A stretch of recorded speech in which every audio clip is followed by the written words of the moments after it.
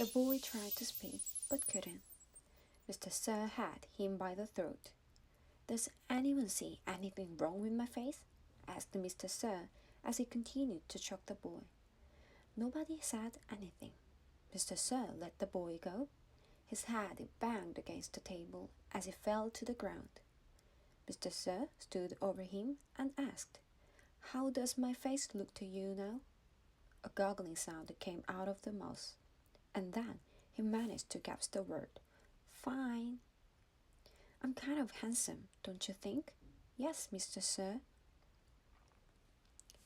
Out on the lake, the other boys asked Stanley what he knew about Mr. Sir's face, but he just shrugged and dug his hole. If he didn't talk about it, maybe it would go away. He walked as hard and as fast as he could, not trying to pace himself.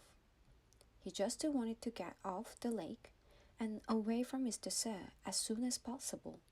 Besides, he knew he'd get a break. "Whenever you are ready, just let me know," Zero said. The first time the water truck came, it was driven by Mr. Pendanski. The second time, Mr. Sir was driving. No one said anything except "Thank you, Mr. Sir," as he filled each canteen. No one even dared to look at his grotesque face. As Stanley waited, he ran his tongue over the roof of his mouth and inside his cheek. His mouth was as dry and as parched as the lake. The bright sun reflected off the side mirror of the truck, and Stanley had to shield his eyes with his hand.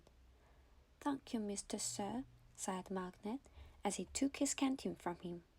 "You thirsty, caveman?" Mr. Sir asked. "Yes, Mr. Sir," Stanley said, handing the canteen to him. Mr. Sir opened the nozzle, and the water flowed out of the tank. But it did not go into Stanley's canteen.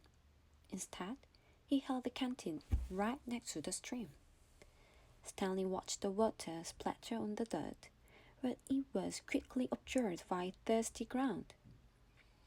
Mr. Sir let the water run for about 30 seconds, then stopped. "You want more?" he asked. Stanley didn't say anything. Mr. Sir turned the water back on, and again Stanley watched it pour onto the dirt. "There, that should be plenty." He handed Stanley his empty canteen. Stanley stared at the dark spot on the ground, which quickly shrunk before his eyes. "Thank you, Mr. Sir," he said.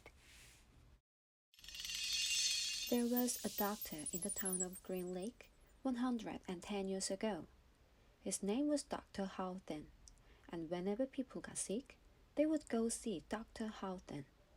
But they would also see Sam, the onion man. "Onions, sweet fresh onions," Sam would call as he and his donkey Marty-Lou walked up and down the dirt roads of Green Lake.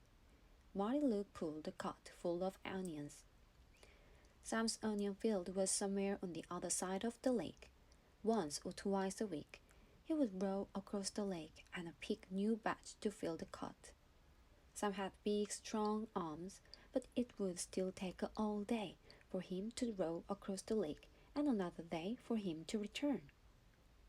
Most of the time, he would leave Marty-Lou in a shed, which the workers let him use at no charge, but sometimes he would take Marty-Lou on his boat with him.